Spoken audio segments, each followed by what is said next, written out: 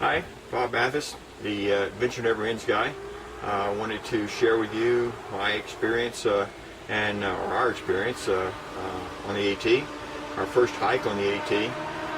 Me and my friend Mark Hall, who came up from Houston, which I really appreciate having him there and his support. But anyway, we had planned a trip to Roan Mountain. We had planned a 4-day hike, which ended up being a 2-day hike, and I'll share with you the reasons why. But thought we'd share a few of the experiences we had, both from weight, from food, from our gear, and just some of our overall experiences on the AT.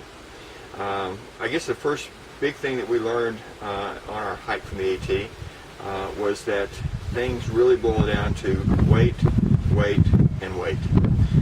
In my case, the weight is for myself, both my body weight and my conditioning that goes with it, because I really was not prepared for not just the elevation climb, but the steepness of the grades that we were climbing, and so that really did limit how far I could go, and it ended up, I think, being a major factor of us cutting our trip down to 2 days, 3 days on the trail, 2 nights, because of that. We still climbed about 2,000 feet over those 3 days. And so, again, we learned a lot about ourselves as far as physically being able to do things. But I think starting out the first hike on the AT, I would probably recommend that someone maybe start out at Carver's Gap and come across the balds, less elevation change, but still a great experience. We started out at Indian Grade Gap and was going to go all the way through to 19 East, and came up a little bit short. A lot because my legs just basically gave out, and so I'm going to work on conditioning over the time period. A lot of the contributing factor to that was the weight of my pack, and Mark's pack was somewhat the same. We had done a pretty good scrub to see if we had just the essentials of what we thought we needed, but in the end we still ended up far heavier than a lot of our other people that were on the AT that were hiking.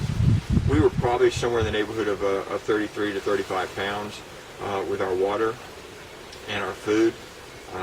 For the most part, we thought that we had pretty much pared down to ultralight type of gear. My tent is a Big Agnes copper, which is not that heavy. My sleeping bag is my blog 30 degree, which is not that heavy.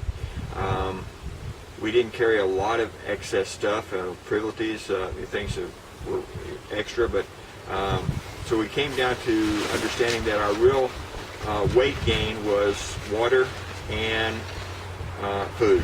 Food being the big thing. We way overpacked for food.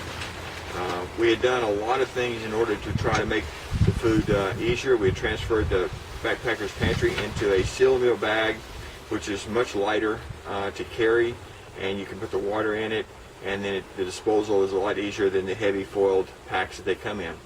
That worked out really great, but still we had too much. We didn't find ourselves snacking as much as we probably should have, and therefore we ended up carrying that extra weight a lot of times. It's not uncommon from what I understand, and we experienced it. We just weren't hungry the first couple of days we were on the trail. At night we were so dog tired that all we wanted to do is basically get into our sleeping bags and go to sleep, and then wake up the next morning and maybe have a little snack then. But I went one dinner and one breakfast without eating. Didn't feel a thing, but I'm sure they would have caught up with me sooner or later. I think on a short trip you can go with a lot less calories than what we had planned on, because you're not going to go negative calorie that quickly over a 2 to 3 day time period. A 5-day time period, you really have got to make sure you do the calories and get them up there right. I think the recommendation of measuring finding the efficiency of food of calories per ounce is a great way to measure it. But we talked to one guy that was on the trail that he didn't eat for about 5 days, and he dropped 10 pounds just really quick, and he was already a pretty lean guy, only because you just don't feel like eating, and that's what we found ourselves. For food, like I said, we used the backpacker's pantry. We had hard sausage, hard salami. We had for cereals, we had the dehydrated milk with some dehydrated blueberries, things like that. So we were smart in what we were taking. We just took too much for that. I use the jet boil. I'm a big believer in the jet boil, mainly because it boils the water so much faster than anybody else that was out there. So that means I was using less fuel. It was going a lot faster. And the other nice thing is that the jet boil comes with a coffee press, which my buddy was very, very thankful for. Made nice for a really nice brewed cup of coffee each morning. And that really was important to us. We had, it was our time to just kind of gather our thoughts, have a nice cup of coffee, and do it. But I'm going to stick with the jet boil. I know I can go lighter with a pocket rocket and fuel and whatnot, but right now this works for me, and I'm really very happy with it. We all think about carrying the Nalgene bottles, and that's what I carried, but it's heavier, and so I didn't see many of these out there, and there's probably a reason why. I give up some weight. Here again, it's an opportunity to reduce it. Go to the disposable water bottles that are only an ounce. Carry 1 liter in that versus 1 liter in this, and I'll make up a little bit of weight that way. For water filtration, we did use the Sawyer Squeeze. This is the Sawyer Mini. I'm going to replace this. While it worked well, the flow from this Mini was just took us too long, and we were both using it, and I only had this small packet of 16 ounce, and so I'm going to go to the larger Sawyer Squeeze with the larger bag as well as a backup bag, but still the Sawyer Squeeze was our go-to for water. I did carry the chlorine drops, and we added that to that. A lot of people thought that was overkill. It may very well be, but when it comes to water and not having any kind of after effects of the water, it was only 2 little bottles, and it really didn't cost us any real weight, and so we went ahead and went with that. So as far as gear and clothing, I wore the Icebreaker wool. I love this shirt. Wore it for 3 days straight on the trail, and I can tell you, there was no odor. It dried very quickly. Even though I might be damped, I got up the next morning, put it on, and it was going to be dry as well. In the evening, I used the cool, again, merino wool. Very comfortable in the evening. Kept everything really nice, and I used the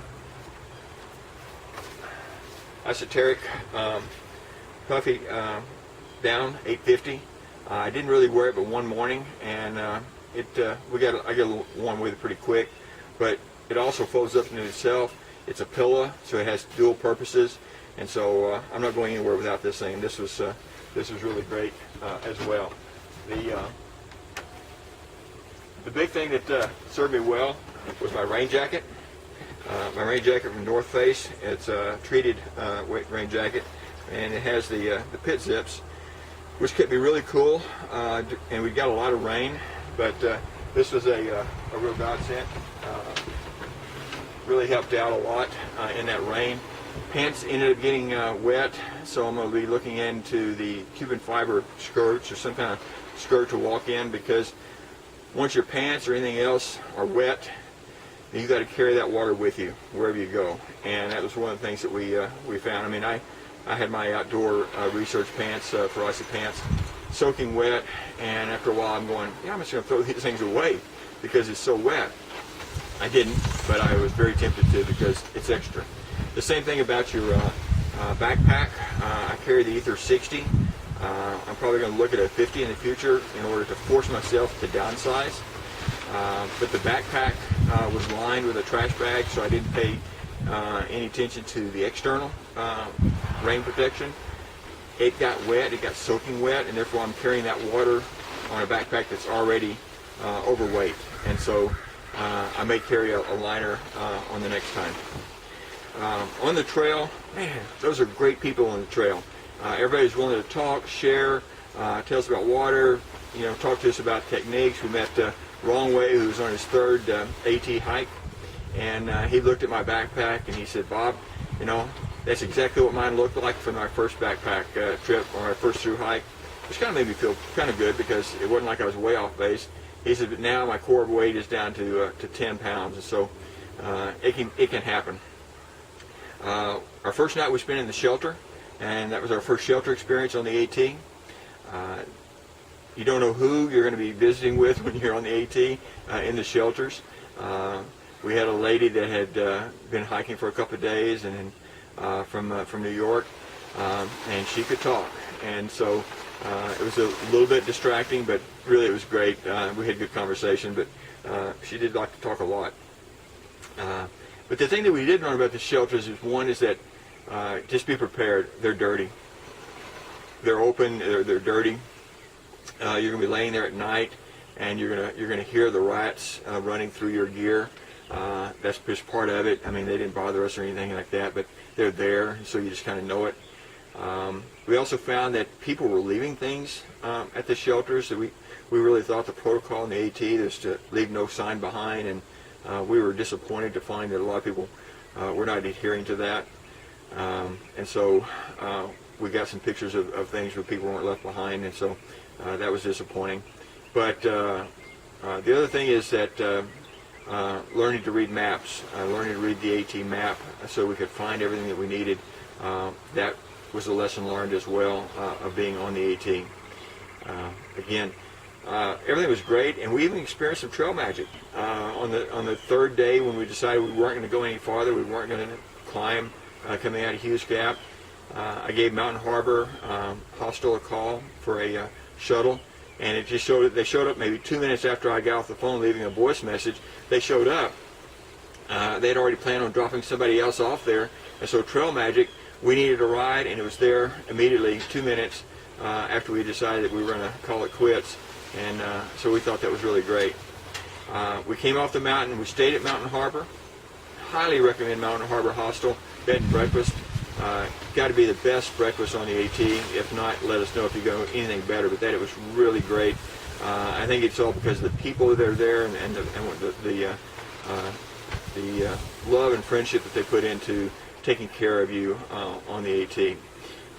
They have a sign that says, "We hope that you enter as guests, but leave as friends," and they are true believers of that. So Mark Hall, thanks a lot for coming.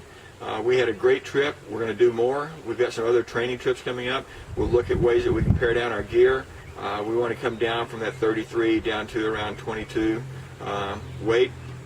I'm going to drop some weight. I'm going to work on my conditioning, and hopefully we'll have even a better experience next time. Love to hear your comments. Write them below. This is the Adventure Guy, Adventure Never Ends Guy.